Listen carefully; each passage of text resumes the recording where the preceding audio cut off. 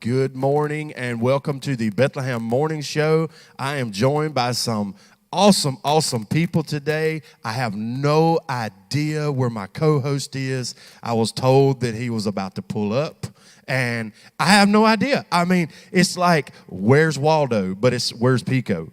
I mean, I can't never figure this out. This dude is always missing in action. There he is. Hey, good morning, Pico.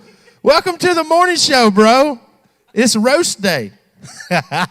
Welcome. Come on and join us, man. Pray us in while you're, trying Just to. had to make the special entrance. That's all it was. It's awesome, bro. I'm glad to have you finally show up. Yes, sir. Good to see you. Glad to be here.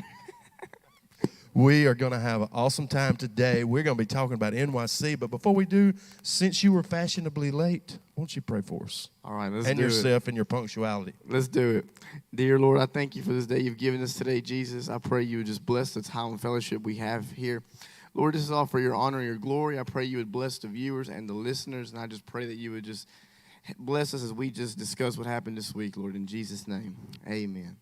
Well, as you can tell, we have multi-generations up here. I mean, we got some old people on the end over here. I'm not gonna call no names, but it's years of NYC experience sitting on this stage, man.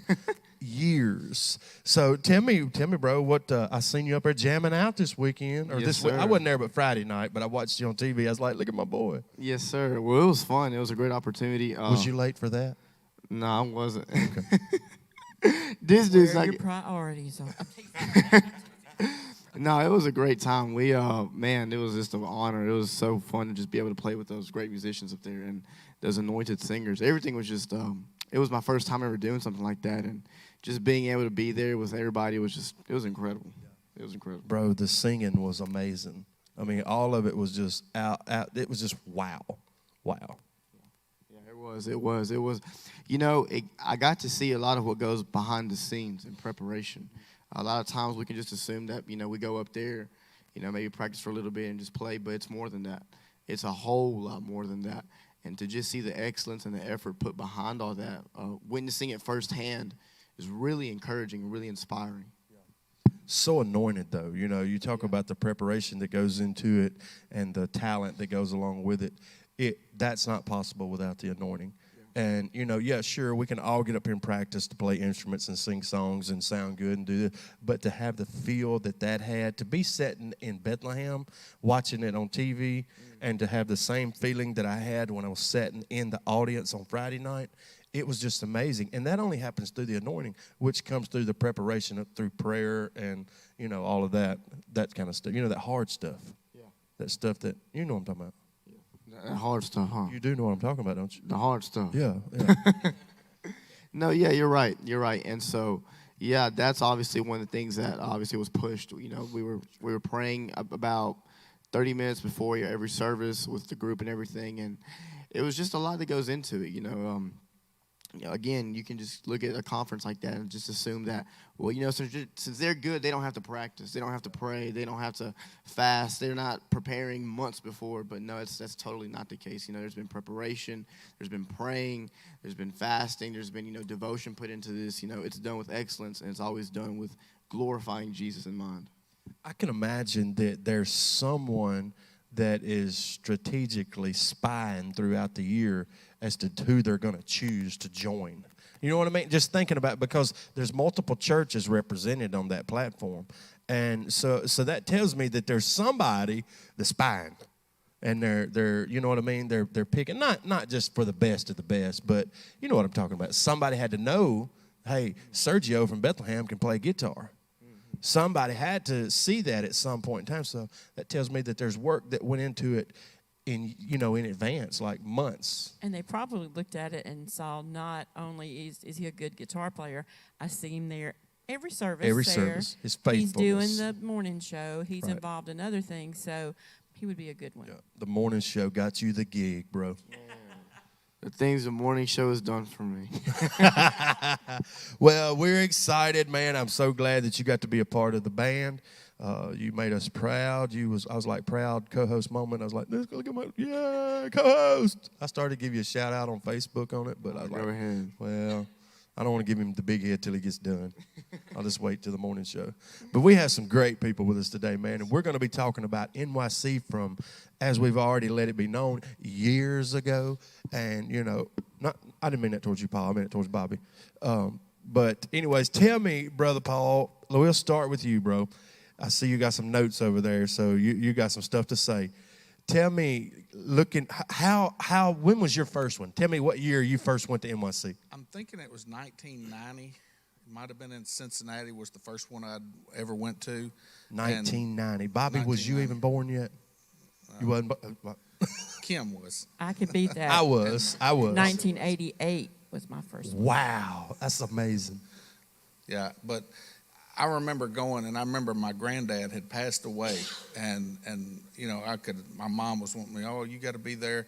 And I said, you know what, my granddad would have wanted me, because I was just getting back into church from some bad teenage years, and I needed that. I seen there's a group of young people that was out there, you know, it wasn't just our little youth, it was all over. And I think we might have had maybe 1,500, 2,000 then, those days, and now what was 3,500 to 4,000, and it was just really awesome. And then so that it got us excited about the next year. Washington D.C. You know, most of the time everybody had to fly out there. Orlando, different places, Indianapolis, just some awesome places that they pick. But Nashville is what everybody, that's such a beautiful, the Opryland Hotel is so beautiful. You can walk in. It's not just, some people said, well, it's so expensive, but, you know, you're going there once a year. People should make this a vacation. Couples that have met there, my daughter was one, I said, why don't you go? She said, well, I got my man, you know, because that was the thing. Yeah. Shout out Moretta. Shout out but to Moretta, you know, Brother I said, you know, you need to continue to go and to support, because that's supporting the assemblies. And not only that, I mean, and then when you have children, I had a kid next to me in my room that was crying. I mean, just whining. I remember going when I first got married. Yeah, she was just, or as a little boy, and I met him. But I was wanting to give him some NyQuil or something to help him sleep. But it was so good. I was like, you know, they're bringing that child up, and then they're buying it, and that child, one of these days they'll be grown and coming. So it's kind of a vacation, but you get to hear the word, you get to hear some of the latest stuff, and I'm so pro going to it. I mean, I know I've missed over the years for really because just stuff come up or something like that. But, you know, just because you're married and you got kids, you know, and I know Thanksgiving's important, but make Christmas important. Thanksgiving for our church and the local churches around here, you know, we need to get out and get these people here. We need to start having more fundraisers earlier, you know, because it's not cheap to go. So, but you get so much. The money is well worth what you do, what you put into it. And so that's my little bit of mine. Experiences of a lifetime. Yes, is what it is. Absolutely. And I've seen godly experiences. I've seen friends from Louisiana, girls that I knew from way back then. I've seen them. I mean, it's so good, and they've got their children in there involved in it. I've seen pastors, Brother Robert Martin. He's one of the cornerstones in my.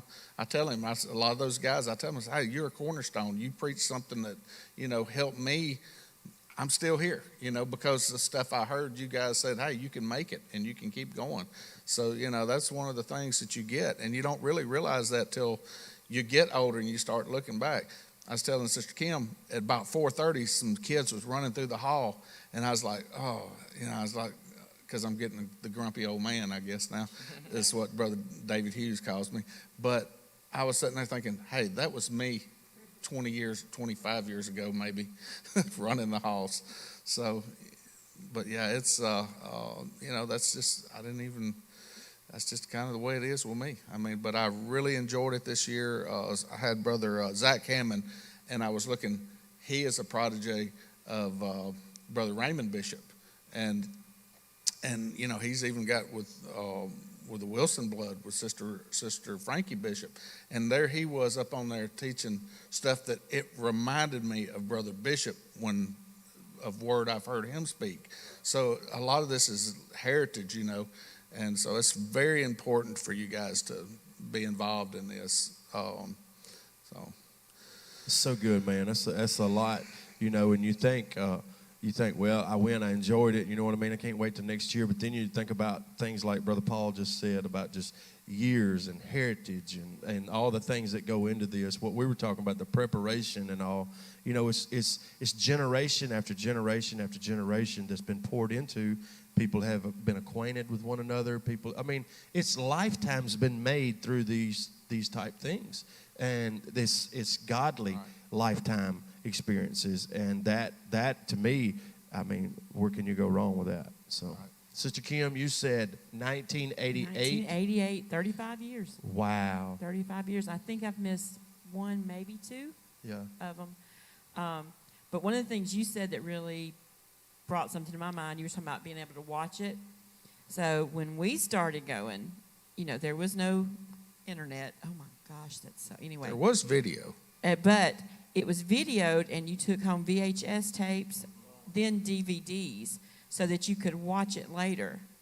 And I know that I always made sure I had a certain amount of money to be able to buy those to take them home, because I wasn't going to church here at the time. I was going at West Pontotoc, and I wanted to be able to watch those over and show friends that didn't get to go, all of that. So, that when you said that a while ago, I was like, oh, in 1988, you could not do that and be able to watch it. But over the years, for me, I've been doing registration there for, I don't even know when we started doing registration. I've actually got to see these kids grow up, literally watching the little 13-year-old come up, can I get my badge? And now they're coming up with their kids. And their kids are like in their late teens and doing it. And that to me is such a blessing, just to be able to see that heritage just coming down and everything with that. So that's awesome to me, and being able to see that. And like Paul said, I can still remember messages preached by Brother Martin, Brother Denny Livingston, different ones. And this time, I didn't get to hear as many this time because I was doing registration.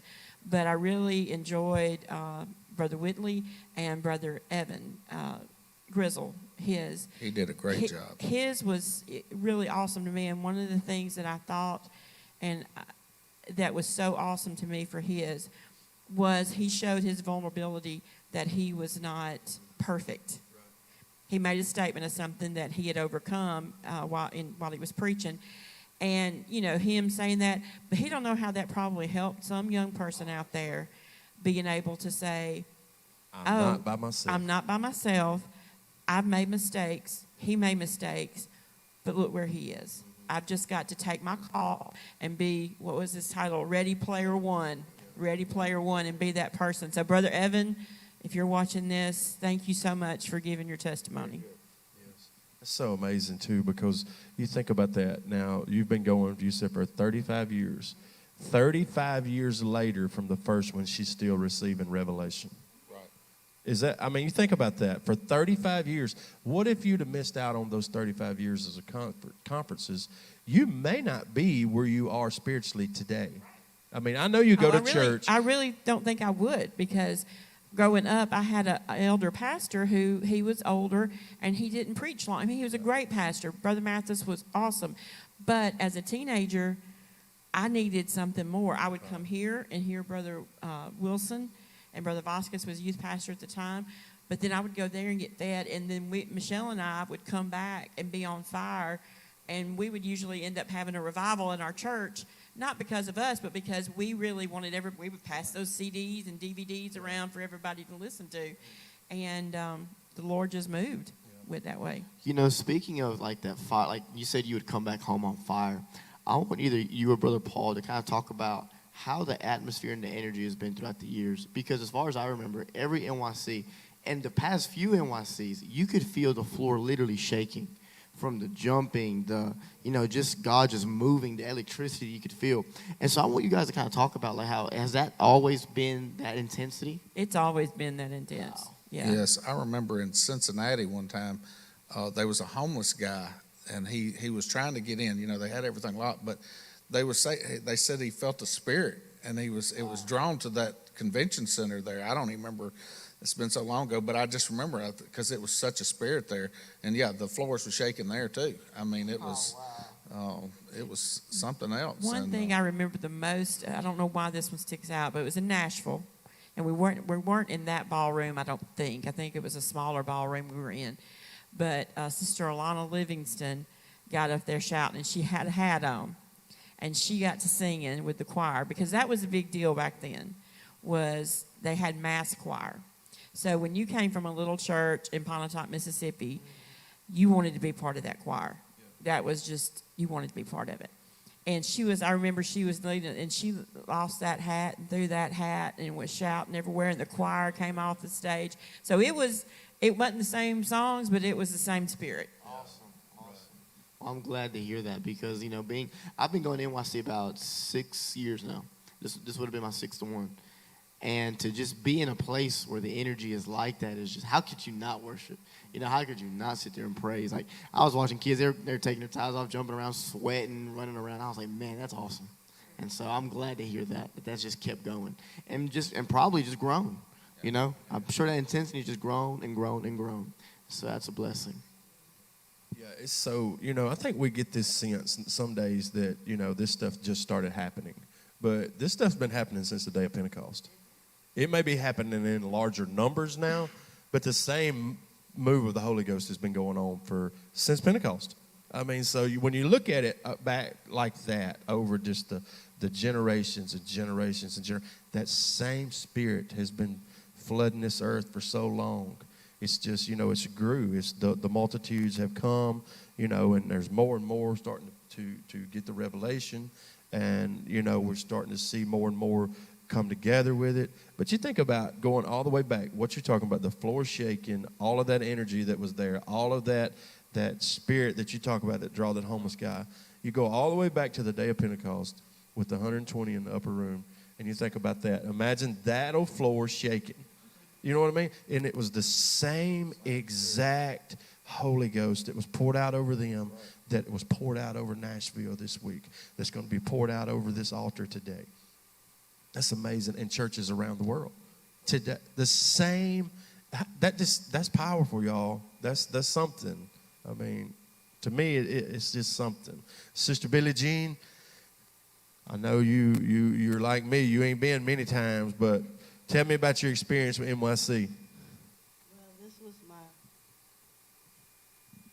this was my second year. My first year was last year. And it was like amazing to me. But this year was like it was just more amazing. Like this year I got the opportunity to invite another couple that have Steve and Joanne Cottrell. They never been. And so I got the opportunity to, I allowed them, they can stay in our room, and they enjoyed their self just as much as I did last year. And talking about the floor shaking, it's just like you can feel the presence of God in every service. And even the NYC talks was probably my favorite one. Sister Ashley Whitley, she was really phenomenal. Our own youth pastor, Austin Hughes, he really, he got up there to speak, but he really preached. He talked about knowing God, and that really has shown me how much closer I've got to Him.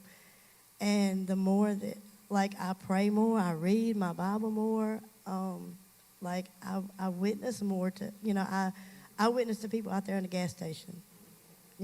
I'm all the time inviting people to church and stuff. But it was an experience for me. And just think, Joanne and Steve can invite somebody next year. That's right. And that's what Steve had told us back in the room. He said that we appreciate y'all for bringing us. He said next year we're going to have the opportunity to maybe invite somebody else that would like to go. I overheard a conversation about you all, too, about y'all's trip up there. I think y'all drove the Trace all the way up there. Is that right? Yeah. It was a detour that I took that I didn't realize I was on the trace. But think about that, what I'm getting at, and I'm not picking at you about it. I'm just like, okay, most of us would jump on the interstate. We're wide open to get there. We're wide open to get back. Not only was you able to carry a couple with you and help in that situation, but you were able to actually carry them and show them the country. Y'all were able to enjoy the ride up there. I mean, think about it. All of that is really, I mean, you don't know about that, do you? You live in a fast lane, but no, I'm playing with you. But that's great, though. I mean, I know it probably took a little longer to get there than normal, or what maybe well, we actually, would it want. didn't, because I know the trace has got a speed limit, but I didn't do the speed limit. She didn't realize she was on the train. I didn't do the speed limit. Yeah, but y'all have memories from that ride, though, that go beyond just the NYC experience, So, Yeah, it was so it was good. an It's so experience. Just being with them, and we all got to enjoy. You know, speaking of trips, that is one of the things that now that you mentioned that has come up. The ride up and the ride back to NYC have almost been just as good as a conference for me in past years. And I mean, that may sound like, like what? But like, it's just the conversations you can have, like when you ride with friends, the spiritual Absolutely. conversations and things like that. Because you're like, on the way up there, you're like, okay, like, what are you expecting? Like, hey, like, what's going to go on? What did God do last year? Like, what do you expect this year? Like, and so it's like, you're already getting into that mindset. And then on the way back, it's like the reminiscing and like the wow, like this happened. This speaker said this, like, oh, that stuck out to me. Oh, that ministered to me, or I needed that word. And it's just like, that is so beautiful. Unless you're riding with Bobby, and he sleeps the entire way home. Well, So you have no conversation. Anytime I get in the car, I sleep. So we have to hear Bobby snore. If he's not snoring, he's singing. It's one of the two. It's the two S's, singing and snoring. Sometimes he does them both. He does his own little beat. Well, tell us, Bob, what about your experience? I think you got to make your big debut this year, didn't you? Oh, Lord. I think I've been 6 times too. The first one was in Indiana that I went to. Brother Paul and Sister Joanna actually sponsored me to go. Look at that. In Indiana. I wasn't going to go. I was coming in and out of church at that time. And Brother Paul and Sister Joanna walked up to me and told me they wanted to sponsor me to go to that one. But every year I think I just like seeing how it grows so much. You never see the same people there. And if you do, it's like you become friends with them while you're there. So it's always good to see that. I enjoyed registration every year with Kim. This year was really fun with Kim, Lorena, and Michelle. I've got to be a part of the group, as they call it. City and state. City and state. Is that all? That's all. So, what is this I hear about you out in where was you at? The Circle of The Praise. Circle of Praise, and they handed you the mic. They did. They handed me the mic and just started singing. What'd you sing? Uh, Let's hear it. oh, no. No, thank you. I don't even know the name of the song. Over and Over. That's what I Let's sung. hear it. Let's hear what you done. No, thank you. Okay. I see how it is. You sing for thank them, but not for us. That's the way it is. Okay. we got a half circle and a full We got circle. a half circle. It's like a half moon No. here. What's up with that? We're- not we're good enough. almost You're there. singing? Oh, my gosh. Huh? Have we It's not- embarrassed you? It's not a full circle. Have we managed to embarrass you a little bit? You have not. Huh? Yes, you have. Yes, Your we face have. is Yes, you red. have. The only thing that you wish was going on right now is this was flipped around and you was the one doing the embarrassing. That is true. Well, we're proud of you, Bobby, and we're super, super proud that you was able to be a part of their circle, not ours, theirs. But it's amazing to me, though, what you just said. Brother Paul and Sister Joanna Patterson sponsored you. Her legacy is still living on through that. Right. I remember when Bobby went, he'd get there and save seats, and Joanna called him Bobby Wasabi. I remember that was it. And Bobby Wasabi's got our seats, because he'd get there early, and he was excited. I remember that. And but yeah, we did that, and I kind of remember that now. He's bringing back. But I mean, Joanna said he's got to go. We got to make sure he gets there, and whatever she said, I did. What you said about the seats, I think my favorite memory will be from this conference is Carson, Molly, and all of them, they would be right there. And as soon as those doors opened, Molly wouldn't wear heels because she had to run to get the front seat. And she was saving. But my favorite memory was, I guess it was Wednesday night. Church was over. We went out to the food trucks because they closed at 9. So we went out there. And so we're sitting in the tent. And then probably 30 minutes later, Molly walks out, and we'd gotten her some food. But her face is blood red. She's been crying. She's been in the altar praying. So that's my favorite memory. I'll have to write that one down to remember it. Because, she's been going, she's gone a couple of times when she was younger. But this is the first time she was the almost teenager going. And seeing our young people, I know Carson was up there, and Nasia and Emily and all of them, they were there for the right reason. I mean, everybody's there for the right reason, don't get me wrong, but they were really wanting that church.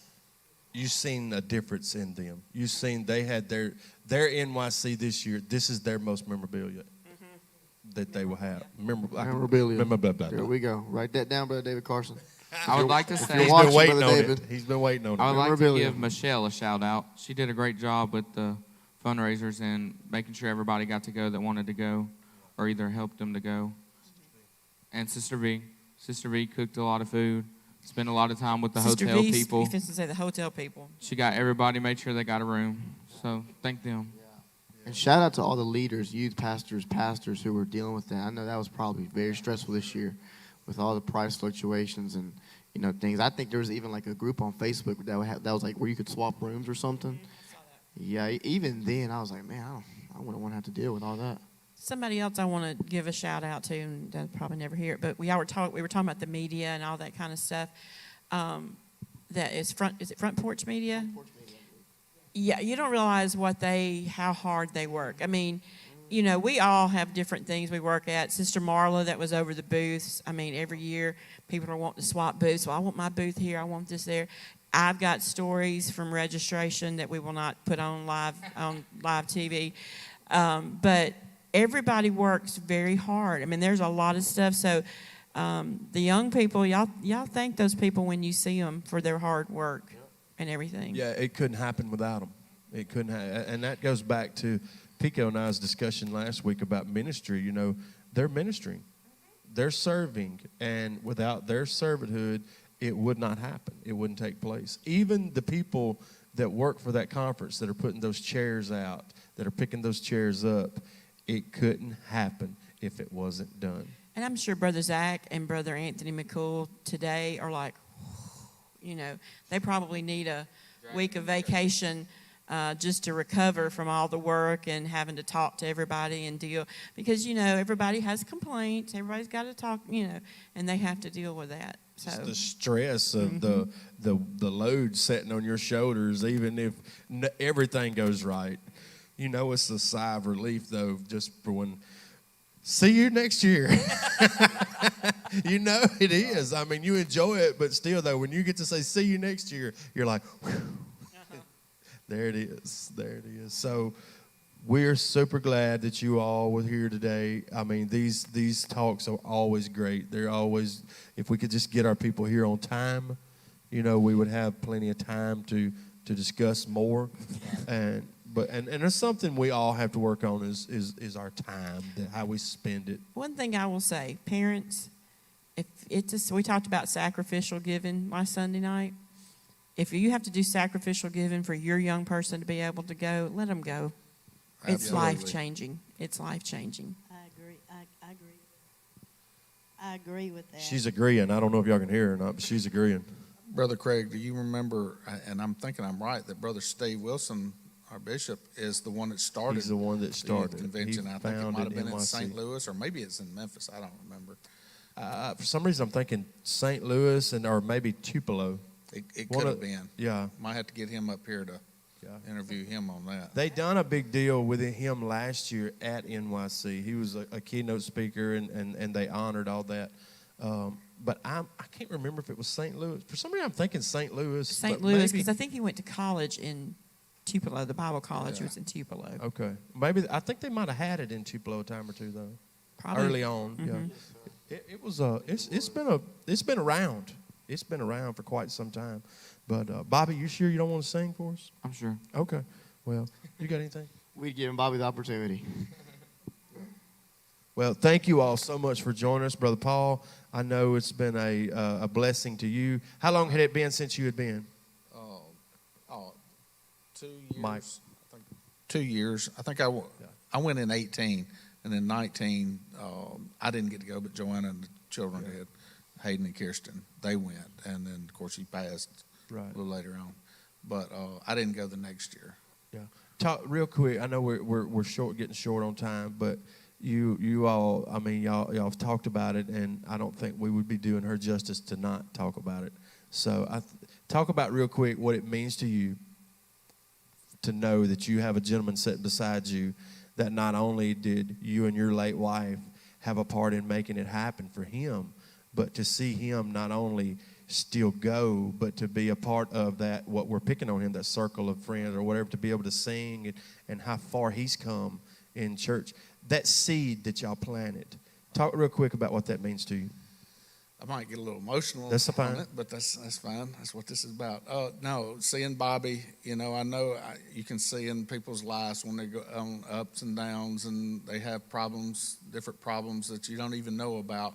And and my wife was really good about seeing that, and just would worry about people, and even her own, and it makes me feel really good. Bobby's up here, and I can't wait to see his future. I know he's got a great future, maybe in singing or something in entertainment. Hey, he might be up on stage singing next year at NYC. And but yeah, it was really good.